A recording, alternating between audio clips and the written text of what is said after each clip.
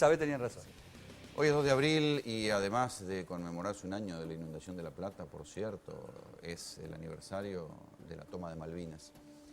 Hoy Cristina Fernández de Kirchner hizo un acto conmemorando la toma de Malvinas y dio un dato interesante. Hay todavía más de 100 soldados que murieron en Malvinas que no fueron identificados y que están enterrados como nene. Quiero informarle, como nos hemos comprometido ante todos los familiares y como lo hemos hecho con la Cruz Roja Internacional, para identificar todavía a esos 123 cuerpos NN, cuerpos que todavía no sabemos, no conocemos el nombre de esos 123 argentinos que dieron su vida por todos nosotros. Hay una obligación moral y patriótica de identificar a cada uno de ellos para honrarlos como se honra la memoria de los héroes.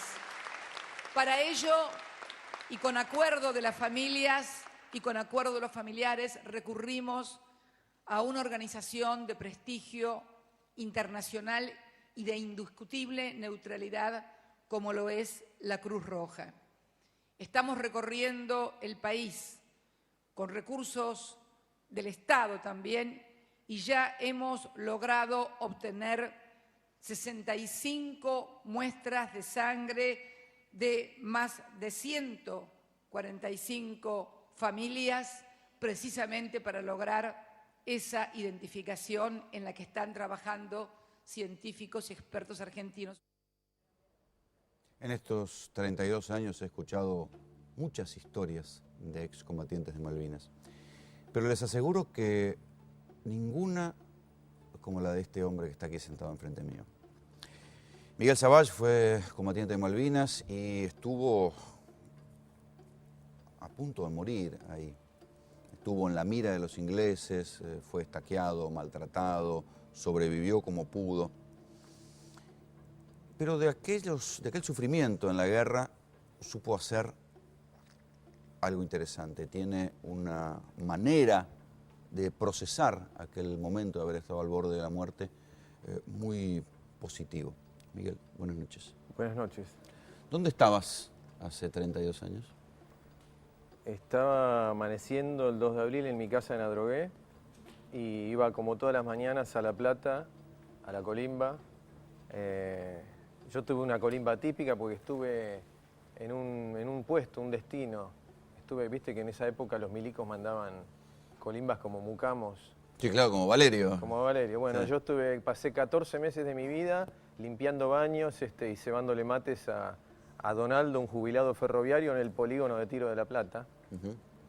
Y sin contacto con el regimiento, y tengo solamente un día de práctica de tiro que ocurrió 14 meses antes. ¿Con un día de práctica de tiro terminaste en Malvinas? Terminé al pie de Monte Longo, en escenario del combate más sangriento, donde más cantidad de hermanos míos murieron y también británicos. ¿Cuánto llegaste a pesar? Perdí 20 kilos, 20 o 21 kilos. ¿Por qué? Porque estuvimos 2 meses viviendo en pozos congelados, en condiciones infrahumanas, sin alimentación sólida de ningún tipo y con temperaturas polares, ¿no es cierto?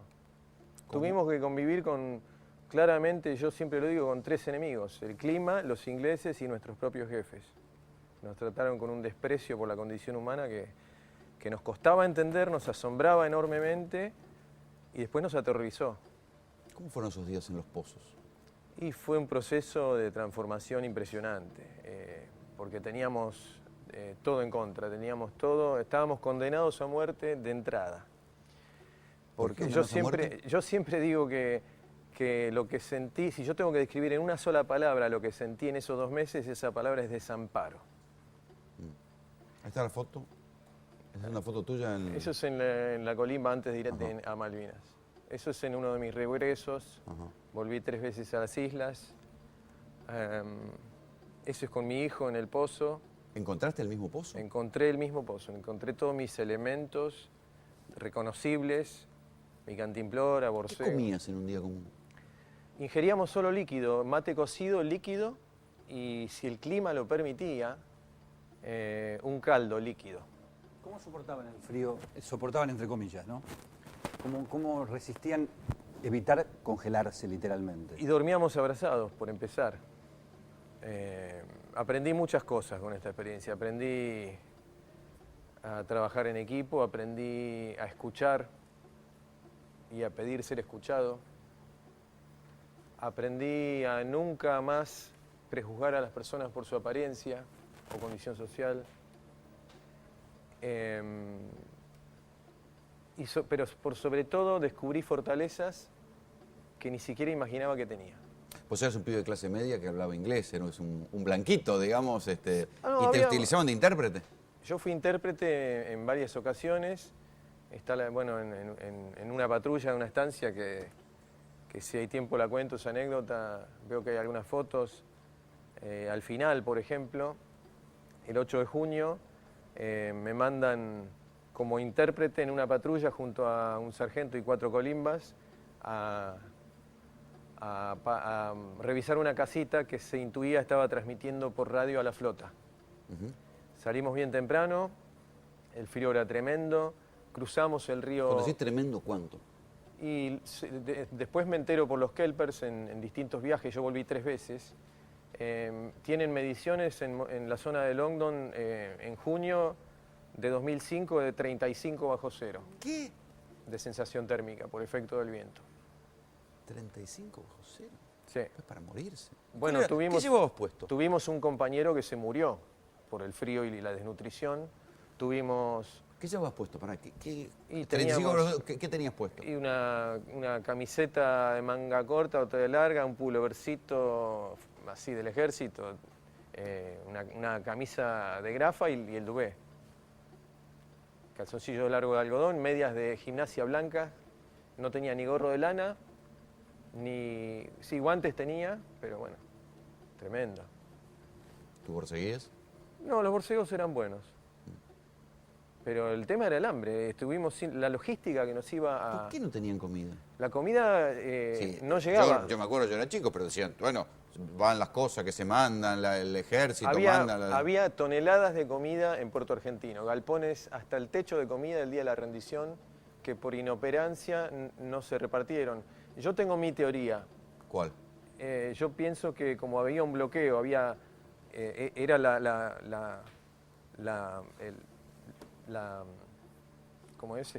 movida naval más importante del Reino Unido desde la Segunda Guerra Mundial. Había 123 barcos bloqueando y yo creo que los milicos pensaron, bueno, si esto dura mucho, vamos racionando.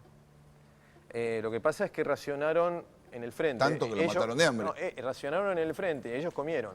Los que estaban en el pueblo, milicos de alto rango, estaban todos durmiendo en casas, nadie perdió 20 kilos. Yo te escuché contar que a vos tu familia te mandó paquetes de comida. ¿Qué pasó con eso? Me mandaron 53 paquetes, mi familia, me llegó uno solo, violado por un suboficial que era un tipo que era tremendamente cínico y torturador, era el que estaqueaba, le decíamos el Urco, por su parecido a un personaje del planeta de los simios, ¿viste? Era un tipo tremendamente cínico. Y el Urco me entrega el único paquete que me llega de mi vieja, violado, con 2 o 3 cositas, se comió todo. Miguel, vamos a ir a una pausa. Cuando volvamos vamos a ir con más anécdotas. Miguel Savage, un excombatiente de Malvinas, tenía 19 años, perdió 20 kilos, fue torturado, estaqueado y sobrevivió de milagro.